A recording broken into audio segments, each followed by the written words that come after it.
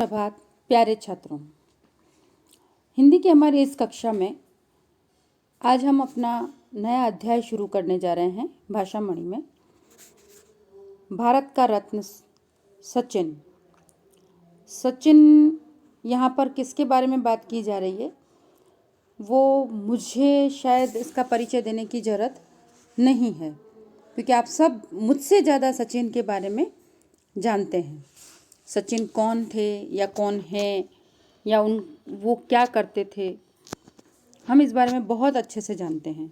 हमारे भारत के बहुत ही प्रसिद्ध और विख्यात क्रिकेटर सचिन थे।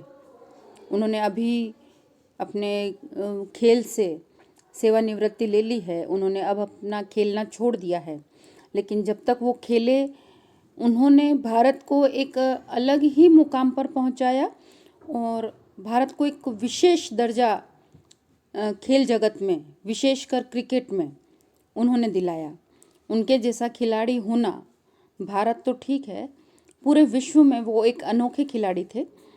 उनके जैसा खिलाड़ी या उनके जैसे जो कीर्तिमान उन्होंने स्थापित किए हैं, अभी भी बहुत सारे ऐसे रिकॉर्ड हैं जो कोई तोड़ नहीं पाया। लेकिन सचिन की जो स्थिति हमने देखी है खेल जगत में और विश्व में, उनकी जो प्रसिद्धि देखी है, उसके पीछे उनकी जो मेहनत है या उनकी जो लगन है, शायद इस बारे में हम लोग थोड़ा अनभिज्ञ हैं। आप लोगों को पता नहीं होगा, और अगर पता भी है तो आज हम फिर इस बारे में पढ़ेंगे।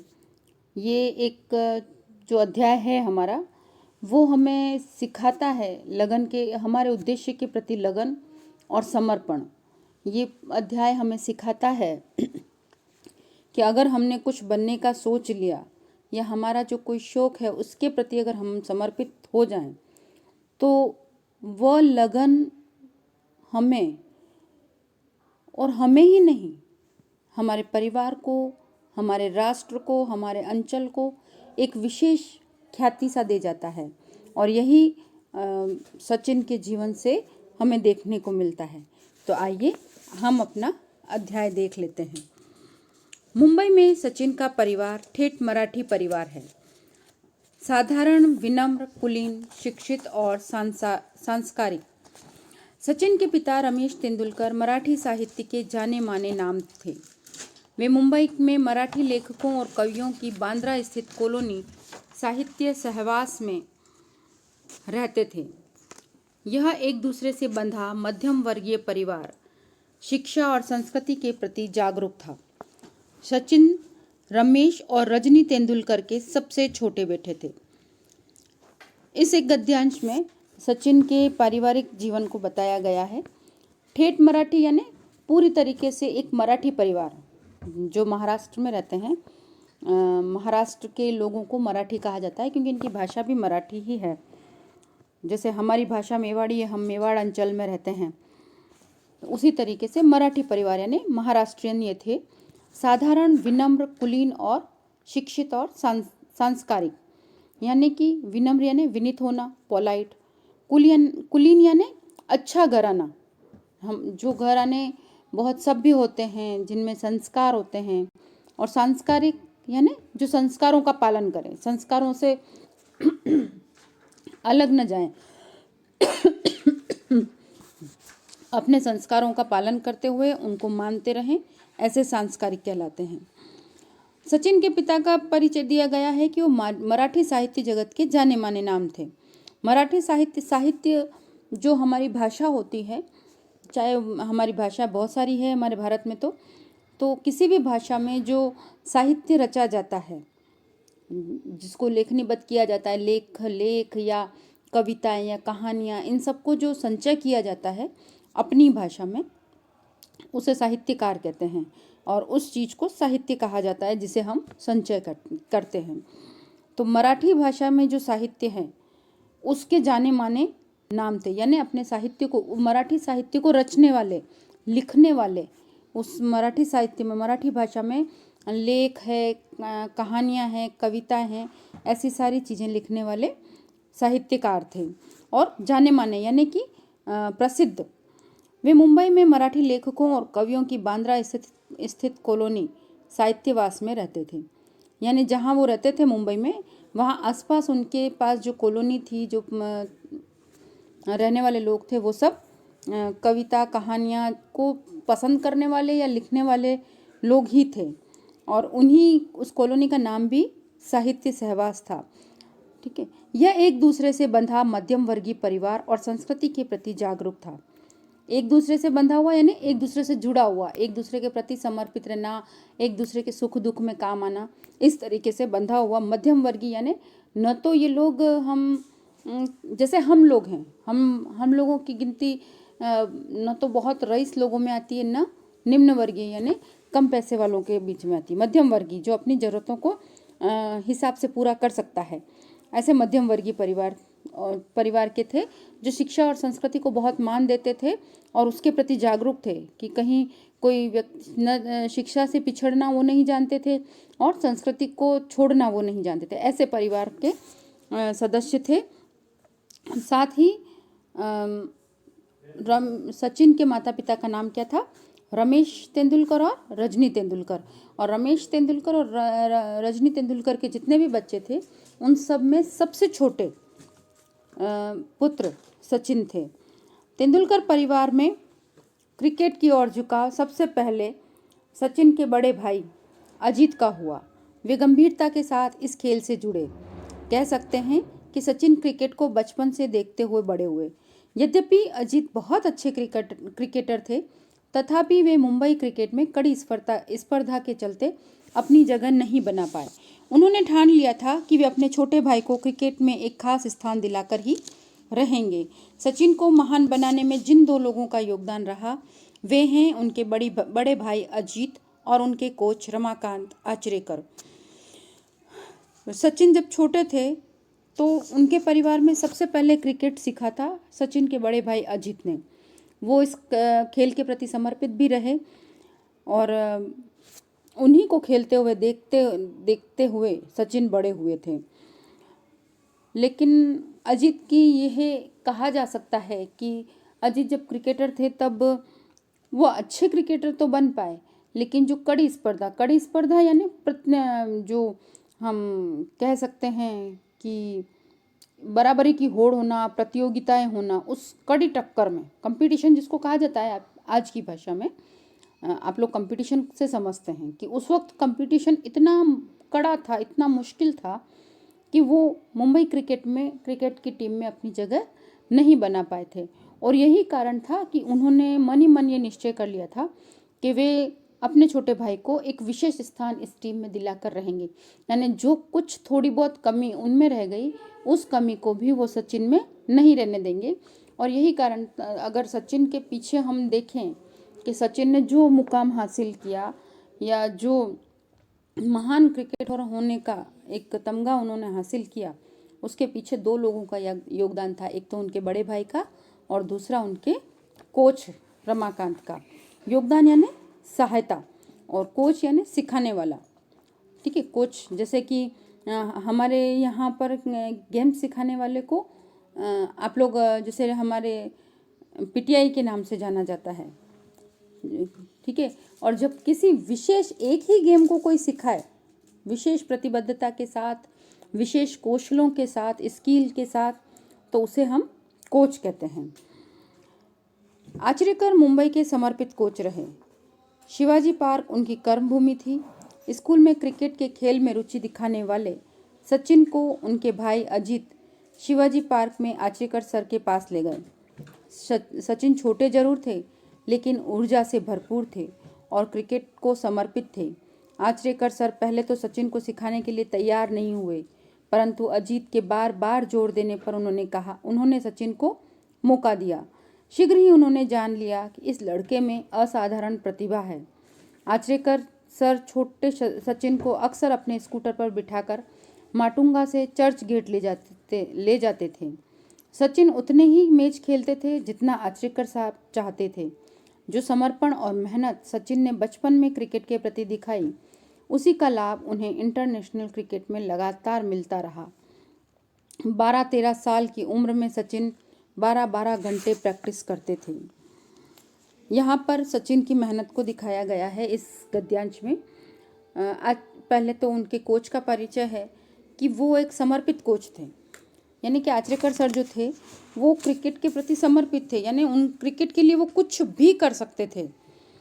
और उन्होंने शिवाजी पार्क जो थी उसको अपनी कर्म भूमि बना रखा था। कर्म भूमि यानी, कर्म भूमि का अर्थ होता है काम करने का स्थान, उसे हम कहते हैं कर्म भूमि। यानी उन्होंने जहाँ अपने क्रिकेट सिखाने का जो स्थान चूज़ किया था या चयन किया था उसे शिवाजी पार्क कहते हैं। शिवाजी पार्क को उन्होंने अपनी कर्म भूमि बना रखा था। और समर्पित का अर्थ यानी पूर्ण रूप से किसी के पीछे लग जाना और उसके पीछे अपना सब कुछ त्याग करना समर्पित कहलाता है। तो जब अजीत अपने छोटे भाई को वहाँ लेकर गए तो एक बार तो आचरेकर सर ने मना कर दिया, लेकिन अजीत ने बार बार सर से आग्रह किया कि वो क्रिकेट सिखाए। और जब बार बार उन्होंने कहा तो आचरेकर सर तैयार हो गए। और कुछ ही दिनों में सचिन की जो ऊर्जा थी, यानी उसका उत्साह जो था, शक्ति जो थी, उसको देख और क्रिकेट के प्रति जो समर्पण सचिन का उन्होंने देखा, उसको देखकर उन्होंने मान लिया कि ये लड़का अद्भुत प्रतिभा का धनी है। अद्भुत प्रतिभा यानी कुछ विशेष प्रतिभा होना, ये देखकर और उन्होंने भी सचिन पर मेहनत करना शुरू कर दिया था। वो अक्सर सचिन को स्कूटर पर बिठाकर माटुंगा से चर्च गेट ले जाते थे। सचिन उतने ही मैच खेलते थे, उतने ही मैच खेलना यानी जितने की सर चाहते थे। ठीक है, यहाँ पर हमें एक बात समझने को मिलती है या सीखने को मिलती है कि जो इतना प्रतिभाशाली व्यक्ति है वो भी स्थिति ये है कि अब उसके लिए गुरु ही सब कुछ है। गुरु जो कहे वह करना है, गुरु जो न कहे वो नहीं करना है। इसलिए सचिन ने क्रिकेट सीखा, उसके बाद भी स्थिति ये थी कि जो कोच कहते थे, क्योंकि सचिन ने उन्हीं को अपना गुरु मान लिया था, तो जो कोच ने कह दिया यानी जितने मैच खेलने के लिए कहा है उतने ही मैच खेलने, उससे अधिक मैच उनको नहीं खेलने हैं। अब हो सकता है कभी उनकी इच्छा रही हो कुछ विशेष मैच खेलने के लिए और उनके कोच ने उनको मना कर दिया हो तो उन्होंने नहीं खेला हो। कभी ऐसी इच्छा हो कि उन्हें नहीं खेलना है लेकिन सर ने कह दिया है तो फिर उन्होंने खेला ही। यानी गुरु के प्रति सम्मान, गुरु के प्रति समर्पण, ये भी सचिन का अपना एक विशेष गुण था। ठीक, और यही समर्पण उनके इंटरनेशनल क्रिकेट में उनको इसका लाभ मिला। उनका जो समर्पण था, उनकी जो मेहनत थी, उसी का लाभ सचिन को इंटरनेशनल क्रिकेट में हमेशा मिलता रहा। सचिन की मेहनत 12-13 साल की उम्र में भी ऐसी थी कि वो 12-12 घंटे प्रैक्टिस करते थे। उस समय इतनी छोटी सी उम्र में वो 12-12, 13-13 साल तक प्रैक्टिस करते थे। लोग उनकी आज की संपन्नता को देखते समय भूल जाते हैं कि छोटी सी उम्र से ही उन्होंने कितनी मेहनत की। सचिन ने अपना बचपन स्कूल और ट्यूशन में नहीं, क्रिकेट के मैदान में बिताया। उनकी उम्र के दूसरे बच्चे जब खेल कूद रहे होते तब सचिन आचरेकर सर की निगाहों तले ड्राइव लगाने का अभ्यास कर रहे होते थे।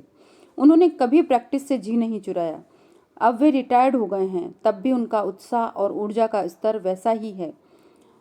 यहाँ पर लेखक बता रहे हैं कि हम लोगों ने सचिन की संपन्नता को देखा है, मतलब आज वर्तमान में जो परिस्थिति है हमने उसको देखा है, लेकिन हम ये देखते वक्त भूल जाते हैं कि आज जो संपन्नता है उनके पास, जो उनकी प्रसिद्धि है, जो कुछ आज उनके पास है, उसके पीछे उन्होंने बचपन से बहुत ही कड़ी मेहनत की है। उसके पीछे उन्होंने बहुत कुछ खोया भी है। जिस वक्त बच्चे खेल रहे होते, बचपन में आप लोगों को भी हर समय खेलने की इच्छा होती है, उसमें आप खेलते वक्त अपना लक्ष्य भूल जाते हैं, लेकिन सचिन ने अपने बचपन में अपना लक्ष्य नहीं खोया।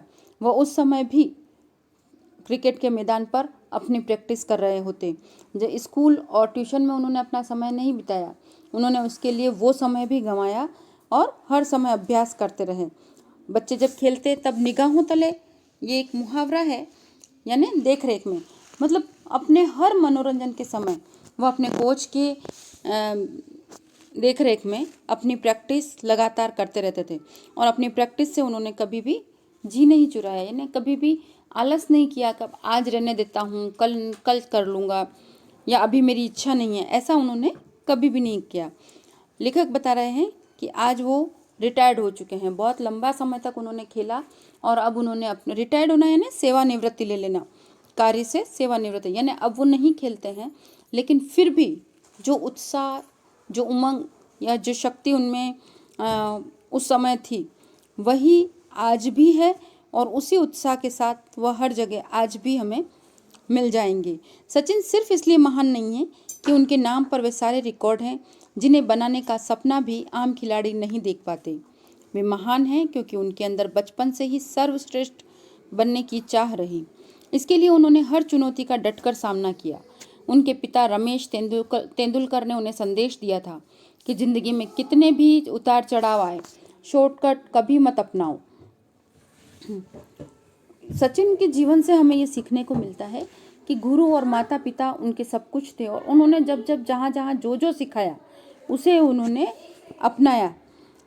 तो इतने रिकॉर्ड इतना सचिन ने अपने नाम किए हैं,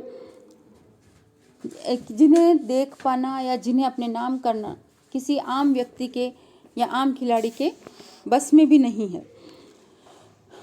और उसके पीछे सबसे बड़ी जो एक धारणा सचिन के मन में थी वो थी सर्वश्रेष्ठ बनना, यानी सबसे अच्छा बनना, जो सबसे ऊपर, सर्वश्रेष्ठ यानी सबसे बेहतर बनना, यानी उससे ऊपर कुछ भी ना हो। तो सचिन की इच्छा यही थी कि वह सर्वश्रेष्ठ बने, यानी सबसे अच्छे बने, और उसके लिए उन्होंने हर चुनौती, हर विपदा, हर कठिनाइयों का डटकर सामना किया। उनके पिता ने उनको समझाया था कि ज़िंदगी में कितने भी उतार चढ़ाव आए, उतार चढ़ाव आना यानी उतार चढ़ाव भी मुहावरा है, और उतार चढ़ाव का अर्थ होता है मुश्किल समय का आना या अच्छे समय का आना। को अच्छा या बुरा दोनों प्रकार का समय आ जाए, लेकिन शॉर्टकट कभी मत अपनाओ, यानी छोटे रास्ते कभी मत अपनाओ, गलत रास्ते, यहाँ पर छोटे रास्ते से मतलब शॉर्टकट से मतलब गलत रास्ता मत अपनाना है। तो यही सीख उन्होंने अपने जीवन में अपने पिता की हर समय मानी। यही है सचिन की सफलता का राज। लेखक कहते हैं कि सचिन की सफलता का राज यही है कि उन्होंने अपने जीवन में कभी भी छोटे या गलत रास्ते नहीं अपनाए, और बुरे समय में, उतार चढ़ाव के समय में उन्होंने कभी भी निराश होकर नहीं बैठे, उसका उन्होंने डटकर सामना किया। ये उनकी सफलता का राज है। राज यानी यहाँ पर राज से क्या अर्थ है? गुप्त बात, जिससे क्रेडिट दी जाए या जो हमें नहीं मालूम है, गुप्त बातें। उनका मानना है कि जिंदगी में सफल वे ही होते हैं जो चुनौतियों को आगे बढ़कर स्वीकार करते हैं। जो चुनौतियों से भागते हैं वे कभी शिखर तक नहीं पहुंच सकते। आलोचनाएं व्यक्ति के इरादों को और दृढ़ करती है। सचिन को न केवल मैदान की वरन जीवन की भी अच्छी समझ है। वे लंबे और ग्लैमरस कैरियर में उन्होंने एक भी बयान ऐसा नहीं दिया जिसके कारण विवाद उठे हों। उन्होंने अपने लंबे समय में कोई भी बयान ऐसा नहीं दिया कि जिसके कारण कोई विवाद उठ जाए। यही गुण उन्हें औरों से अलग करता है। वे भारतीय टीम के कप्तान रहे। उससे पहले उन्होंने बहुत से लोगों की कप्तानी में खेला। अपने से जूनियर लोगों की कप्तानी में भी खेला। उन्होंने यह बात स्पष्ट कर दी कि खेलना आना चाहिए, कप्तान और मैदान तो बदलते रहते हैं। लेखक यहाँ हमें समझा रहे हैं कि जो सचिन हैं उन्होंने अपने जीवन में वे सफल रहे क्योंकि हर चुनौती का उन्होंने डटकर मुकाबला किया और हर चुनौती को अपने जीवन में स्वीकार किया। वह किसी भी चुनौती से भागे नहीं, और यही कारण था कि वे अपने शिखर पर अपने लक्ष्य को प्राप्त करके पहुंच चुके। क्योंकि सचिन का मानना यह है कि जो चुनौतियों से भागते हैं वो शिखर पर नहीं पहुंच पाते। शिखर यानी ऊंचाइयाँ। शिखर का वैसे अर्थ होता है पर्वत की चोटी, और पर्वत की चोटी आप लोगों को पता है कि सबसे ऊपर होती है, और यहाँ पर शिखर की अर्थ है कि प्रगति की ऊंचाई पर पहुंचना या सफलता की ऊंचाइयों पर पहुंच जाना। सचिन का मानना था कि आलोचनाएं व्यक्ति के इरादों को दृढ़ करती है। इरादे यानी निश्चय और दृढ़ यानी मजबूती। तो सचिन ऐसा मानते थे कि आलोचनाएं व्यक्ति के इरादों को, यानी जो हम सोचते हैं, हम जो उद्देश्य निर्धारित करते हैं, अगर उससे हमें कहीं अपनी निंदा सुनने को मिलती है तो वो निंदाएं हमारे इरादों को दृढ़ कर देती है। इसी के साथ जो एक विशेष गुण सचिन में था वो ये था कि वो अनावश्यक कहीं पर भी कुछ भी नहीं बोलते हैं। ये हम लोग जानते हैं कि जो विख्यात व्यक्ति है, जो फेमस व्यक्ति है, वो अक्सर उनके जगह जगह पर साक्षात्कार होते रहते हैं। साक्षात्कार यानी इंटरव्यू। तो इन इंटरव्यू में उन्होंने कभी कोई ऐसा बयान नहीं दिया। बयान का अर्थ यानी अपना वक्तव्य, यानी कोई ऐसी बात नहीं कह दी कि जिससे कोई विवाद यानी कोई झगड़ा खड़ा हो जाए, या कोई एक मतलब किसी को तकलीफ देने वाली बात जो आगे जाकर झगड़े का रूप ले ले या किसी को तकलीफ देना, ऐसी कोई बात उन्होंने नहीं कही। वो हमेशा एक सारगर्भित बोलते थे, जरूरत के अनुसार बोलते थे। और एक सभ्य व्यक्ति की पहचान भी यही होती है कि वह जरूरत के अनुसार बोले, जितना समझा जाए उतना ही बोले, अनावश्यक वो न बोले। ये एक सभ्य व्यक्ति की पहचान है। तो हमें ये भी सचिन के जीवन से सीखने को मिलता है कि हमें कहीं पर भी कभी भी खड़े होकर कुछ भी नहीं बोल जाना चाहिए कि कभी हम इस तरीके का बोल जाएं जहां हमारी बेवजह निंदा हो, हमारे व्यक्तित्व को, हमारी इज्जत को ठेस पहुंचे, या दो व्यक्ति लड़ाई करने के लिए आ जाए, या पीठ पीछे हमारे लिए कुछ बोले। हमें सिर्फ सारगर्भित जरूरत के अनुसार बोलना चाहिए और मीठा बोलना चाहिए। सचिन के जीवन में बहुत से कप्तान उन्होंने देखे। अपने से जूनियर लोगों को भी उन्होंने अपने कप्तान के रूप में देखा और वो खुद भी कप्तान रहे। इससे पता चलता है कि सचिन के जीवन में परिस्थितियां चाहे कुछ भी रही, चाहे वो कप्तान थे, चाहे वो कप्तान नहीं थे, चाहे अपने से जूनियर व्यक्तियों की कप्तानी में खेले, लेकिन उनके लिए ये चीज़ कोई मायने नहीं था। उनके लिए कोई भी ये चीज़ें ज़रूरी नहीं थी। उनके लिए था अपने लक्ष्य को प्राप्त करना और अपने कर्म के प्रति समर्पित रहना, और यही काम उन्होंने किया। चाहे कप्तान कोई भी था, लेकिन उन्होंने हर समय बहुत अच्छे से खेला। अनेक विश्व रिकॉर्ड अपने नाम करने वाला यह जीनियस भी असफल हुआ, बल्ले से भी और कप्तानी से भी। पीठ में तकलीफ को लेकर टेनिस एल्बो की चोट से भी खूब जूझा, लेकिन दिमाग सचिन के शरीर का एक ऐसा हिस्सा है जिसे उसने कभी चोटिल नहीं होने दिया। हर मैच में उसकी रन बनाने की आस ऐसी रही जैसे कोई सुपरमैन हो। सर डॉन ब्रैडमैन की किताब पढ़ते हुए सचिन ने कहा था, इनके बारे में पढ़कर लगता ही नहीं कि ऐसा खिलाड़ी हुआ होगा। ऐसा लगना स्वाभाविक भी है। इस तरह आने वाली पीढ़ियां जब मास्टर ब्लास्टर सचिन तेंदुलकर की क्रिकेट की महान उपलब्धियों के बारे में पढ़ेगी तो क्या कोई आसानी से यकीन कर पाएगा कि ऐसा खिलाड़ी भी हुआ था? शायद नहीं। यहीं हमारे पाठ को विराम होता है। अंतिम गद्यांश में हमें ये बताया जा रहा है कि इतने विश्व रिकॉर्ड बनाने वाले जीनियस यानी सर्वश्रेष्ठ जीनियस जो क्रिकेटर थे, उन्होंने भी असफलताओं का स्वाद चखा था। ये भी बहुत बार असफल हुए, बल्ले से भी और कप्तानी से भी। आप लोगों को पता है कि सचिन की कप्तानी में जितने मैच हुए उनका प्रदर्शन बहुत अच्छा नहीं था। ये बात आप बहुत अच्छे से समझते हैं। और यही इस वक्त ये जो दौर चल रहा था उनकी कप्तानी का, कहीं उनकी असफलताओं का दौर भी था। उस वक्त वो सही से रन नहीं बना पा रहे थे, उनकी कप्तानी सही नहीं चल रही थी। वहीं उनके शरीर ने उनका साथ भी कम दिया, उनके पीठ में तकलीफ हो गई थी।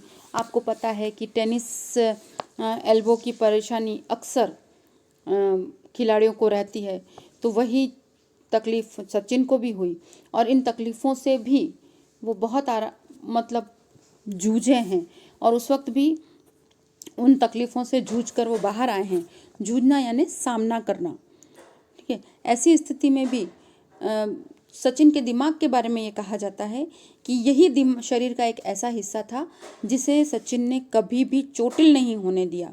अर्थात इतनी तकलीफ़ों के बाद भी कई बार जब हमारे ऊपर भी तकलीफ़ें आती है तो हम लोग अपना कहीं निराशा का भाव हमारे ऊपर हावी हो जाता है।